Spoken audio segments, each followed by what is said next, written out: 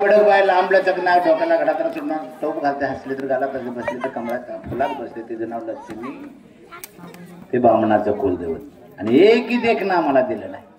काळ की तिद्रा ध्यान सगळ्या द्या. कोण डुकराव बसलाय, गाढवा बसलाय, उंदराव बसलाय, दात बाहेर पोरग सुद्धा घाबरते देवाच्या समोर.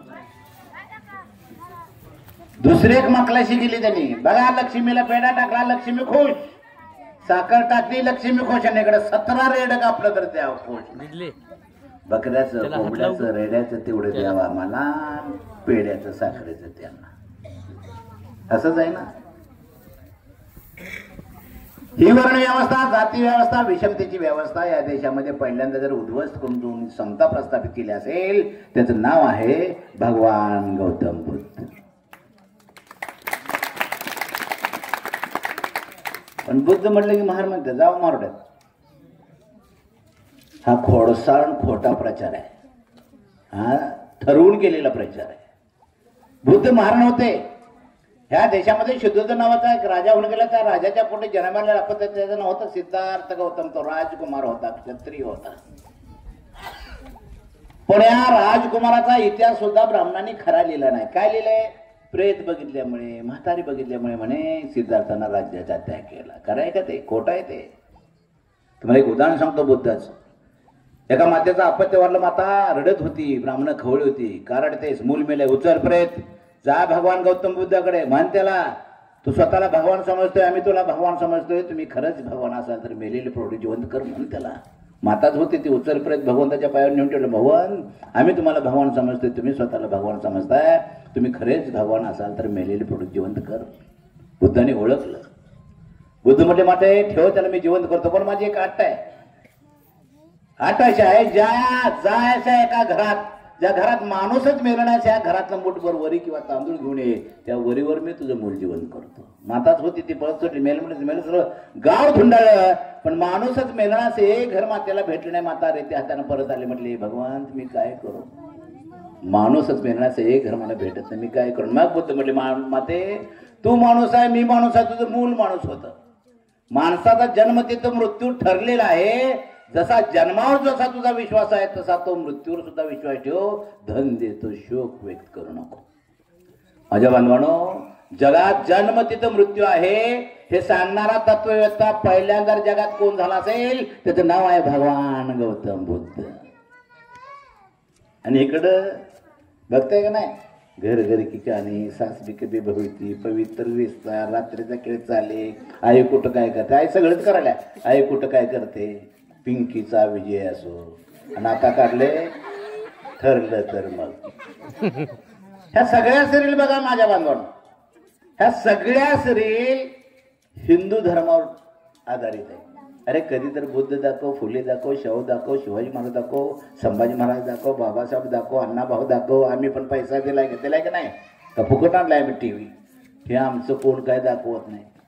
सगळ्या हिंदू धर्मावर सिरियल. आणि काय दाखवतात? एखाद्या बायचा कुठं नवरा कुठं जर बाहेर गेलेला असतो त्याला कंतर डॅश देते, ते मेलेलेच असतं. ते कुठल्या तरी दवाखान्यात ऍडमिट करतात. डॉक्टर त्याच्या बायकोला फोन करतो, तुझा नवरा माझ्या दवाखान्यात निघ. बायको दवाखान्यात जायला पाहिजे की नाही? ती जाती देवळात. आणि घंटीला हात लावला की इकडे डोळं उघडायला चालू करते. असंच बघतोय ना आपण. बुद्ध म्हटलं एकदा माणूस मेला की माती माती, पाणी पाणी, हवा हवा, अग्नीमध्ये पुन्हा पृथ्वीचा समतोल ठेवला जातो. मग अशा ह्या राजाला राज्याचा त्याग का केला? का केला सांगा ना. ह्या देशामध्ये शाक्यान कोल्या 2 खंड होते. त्या 2 खंडामध्ये रोहिणी नदी वाहत होती. रोहिणी नदीच्या पाण्याचा वाद एवढ्या कोपाला गेला. वारंवार सूचना करून सुद्धा कोल्या लोक पाण्याचा वापर थांबवत नाही म्हटल्यानंतर शाक्य कुलातील सेनापतींना एक बैठ बोलवली आणि सांगितलं पाण्यासाठी युद्ध करायचा वेळ आणि दिवस ठरवा. हिंदू हा शब्द अलीकडचा आहे, त्यावेळेस वैदिक व्यवस्था होती. पाण्यासाठी युद्ध म्हटल्यानंतर सिद्धार्थ उपस्थित होता, राजकुमार उपस्थित होता. तुम्हाला सेनापती निसर्गाचं पाणी निसर्गाचे प्रमाण वाहत आहे, निसर्गाच्या पाण्यासाठी माणसाकडून माणसाची टकोरी फोडणं हा प्रस्ताव मला मान्य आहे. हा प्रश्न चर्चेने सोडवा सुटू शकतोय. वैदिक व्यवस्थेनं पछाडलेला सेनापती खवळला. वैदिक व्यवस्था ही ब्राह्मणांची व्यवस्था आहे. अलीकडे शब्द आला हिंदू. त्या वैदिक व्यवस्थेनं पछाडलेल्या सेनापती म्हटला सिद्धार्थ तुम्ही क्षत्रियाचं भान ठेवा, मराठाचं भान ठेवा. आणि आमच्या व्यवस्थेमध्ये क्षत्रियाने युद्ध नको म्हणायचं नाही. जर युद्ध नको म्हटलं तर त्याला शिक्षा आहे. तुम्हाला युद्ध करावं लागेल पाण्यासाठी, नसेल तुमच्या कुटुंबावर बहिष्कार नसेल तर कुळ सोडून जावं लागेल, राज्य सोडून जावं लागेल. माझ्या आया बहिणीनो, बाबासाहेबांनी बुद्ध धर्म कुणाचा दिला हे याचा अभ्यास करा. सिद्धार्थ मला मी निसर्गाच्या पाण्यासाठी माणसाची टक्कर फोडण्या प्रस्तावाला म्हणा मी युद्धामध्ये भाग घेणार नाही. माझ्यासाठी माझ्या कुटुंबाला त्रास होऊ देणार नाही.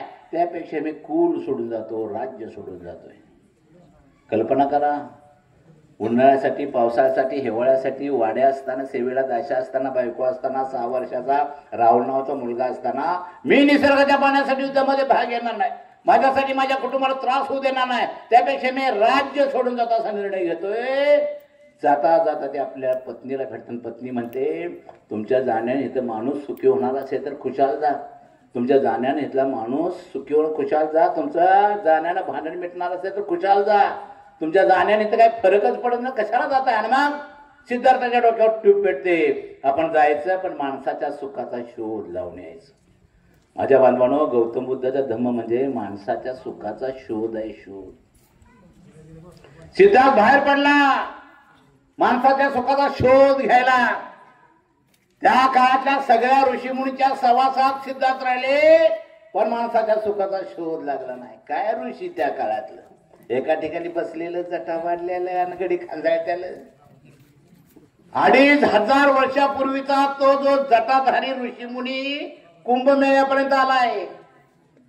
कुंभमेळा बघितलं नाही, सगळं जटाधारीच. आता जटचा समाजाला काय फायदा, काय फायदा. जट म्हणजे ऊ असते. जट म्हणजे काय, ऊच घरटा मी 101 जटा काढल्या.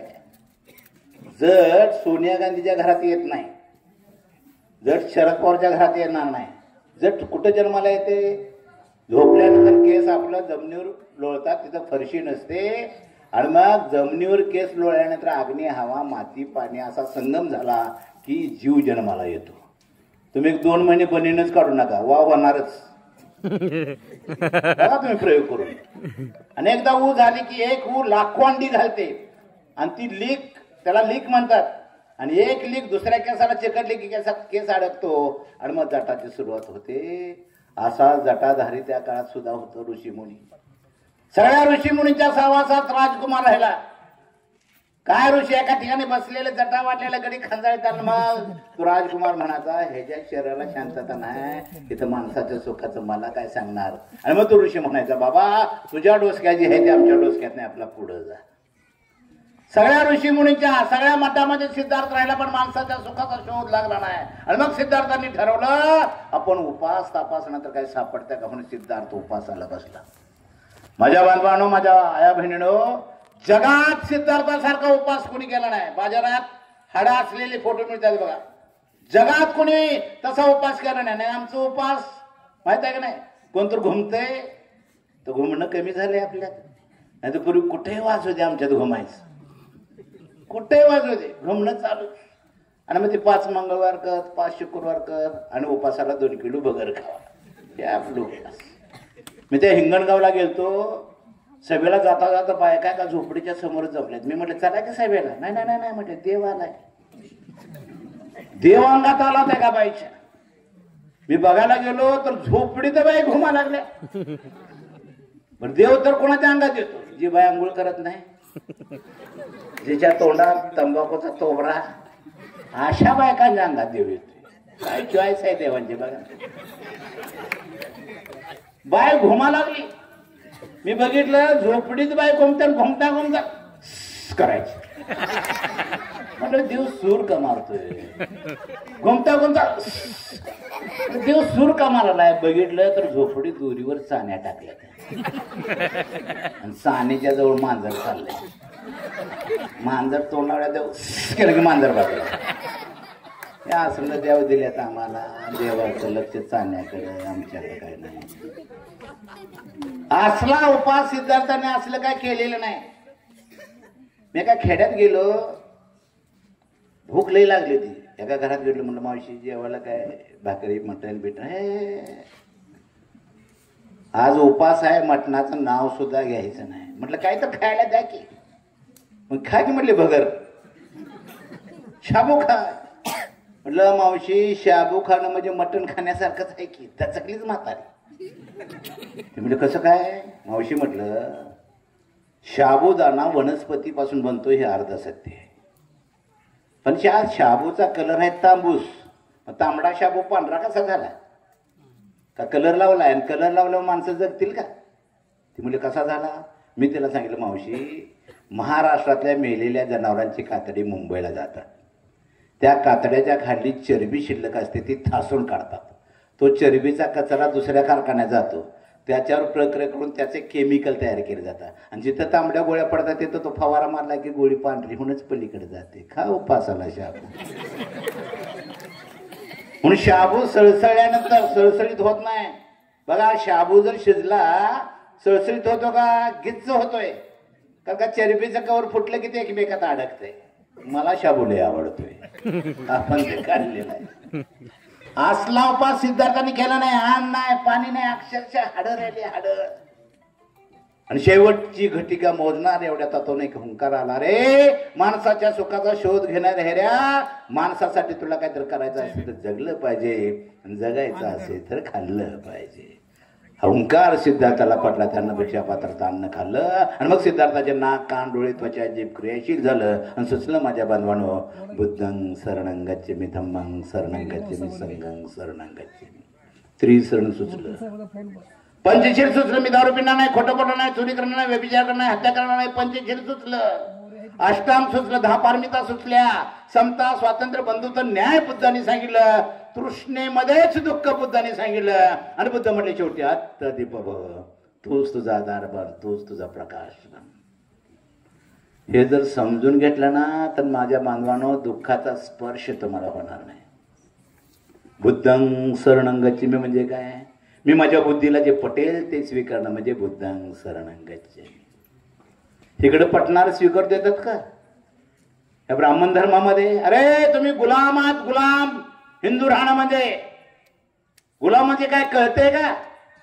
पोरग होते मला, पोरग कोणाचं? माझं. त्या व्यवस्थेमध्ये माझ्या मुलाचं नाव ठेवायचा अधिकार मला नाही.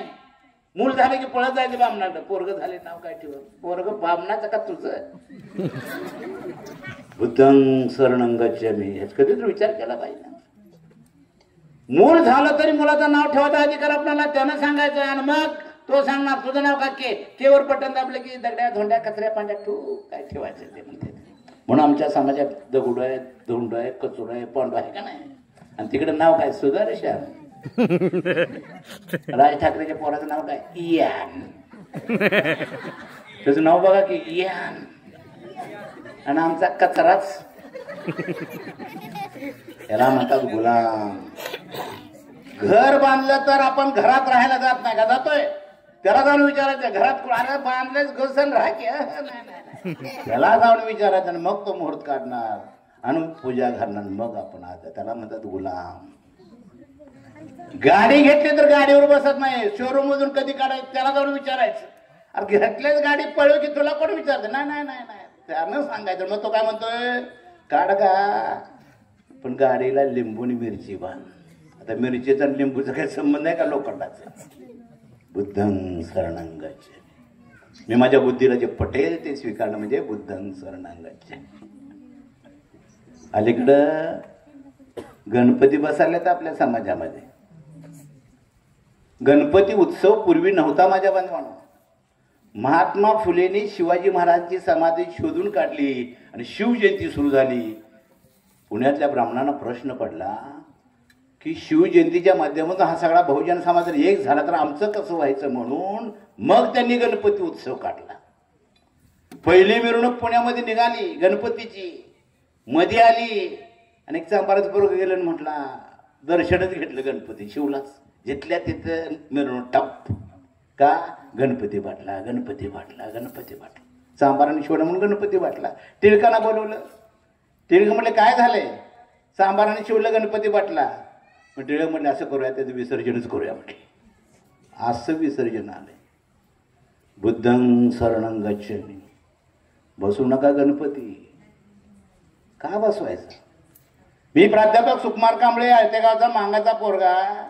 मी बुद्ध आणि धम्म वाचला. मला बुद्ध धम्म समुद्रासारखा वाटला. मी 84ला गौतम बुद्धाचा धम्म स्वीकारला. 84ला काय वाजवायचा, पण माझं लय हाल झालं.